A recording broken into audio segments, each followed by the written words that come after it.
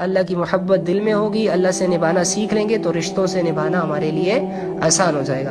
تو اللہ سے نبھانا شروع کریں، اللہ سے اپنے دکھ درد شیئر کریں، اللہ سے محبت کرنا سیکھیں، اللہ کے نام کو دیکھیں اور اللہ سے کہیں کہ اے اللہ مجھے اپنی محبت دے دے۔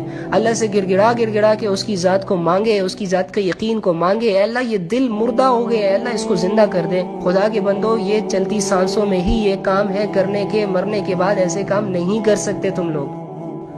مرنے کے بعد تم چاہو گے کہ اللہ کو راضی کر سکو، کسی کو آج تک موقع نہیں ملا، تم لوگوں کو بھی موقع نہیں ملے گا۔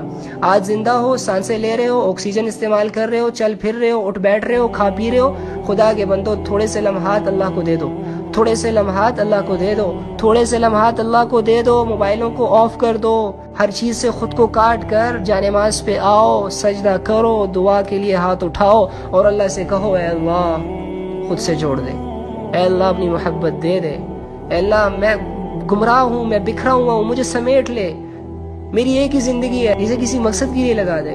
اگر اللہ سے نہ مانگا نا، اللہ سے مانگنا نہیں سیکھا نا، تو بس ٹھیک ہے پھر کرتے رہو یہ، صبح اٹھو گے ہر دن نئے مسئلے تمہارے لیے تیار، آفس میں بھی مسئلے، گھر میں بھی مسئلے، گاڑی میں بھی مسئلے، چلتے پھرتے بھی مسئلے۔ تو اپنے آپ کو اللہ سے جوڑو، اپنی زندگی کو اللہ کے احکامات سے جوڑو۔ یقین کرو بہت دیر ہو چکی ہے اور دیر مت کرو، بس اللہ کی طرف آؤ، بس کرو۔ اللہ آج بھی انتظار کر رہے ہیں، گناہوں کو معاف کرنے کے لیے ریڈی ہیں۔ تم لوگ گناہوں کی معافی مانگنے کے لیے ریڈی نہیں کر پا رہے ہو خود کو۔ اللہ آج بھی تم لوگوں کو جنت کے رستے پہ لگانا چاہتے ہیں، لیکن تم لوگوں کے قدم جہنم کے رستوں کے شوقین بن چکے ہیں۔ اللہ تو تم لوگوں کو کامیاب دیکھنا چاہتے ہیں، اللہ تو نان مسلمز کو بھی کامیاب دیکھنا چاہتے ہیں کہ وہ آئیں، اسلام قبول کریں اور میری جنت کے حقدار بن جائیں، میرے جنت کے وارث بن جائیں۔ لیکن کتنا بدبخت شخص وہ ہے جو جنت میں جانے میں انٹرسٹڈ ہی نہیں ہے۔ آخری بات کرتا ہوں، اللہ کے نبی صلی اللہ علیہ وآلہ وسلم نے ارشاد فرمایا کہ میری ساری امت جنت میں جائے گی سوائے اس شخص کے کہ جس نے جنت میں جانے سے خود انکار کر دیا۔ یا رسول اللہ، جنت میں جانے سے کون انکار کرے گا بھلا؟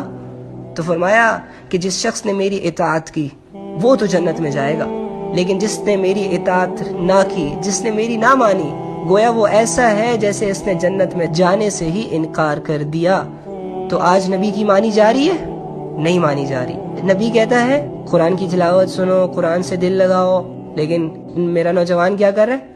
گاڑیوں میں اونچی اونچی آواز سے گانے لگا رہا ہے، جیسے مرنا ہی نہیں ہے اس بندے نے، جنت اور دوزخ تو جیسے اس کو پتہ ہی نہیں ہے۔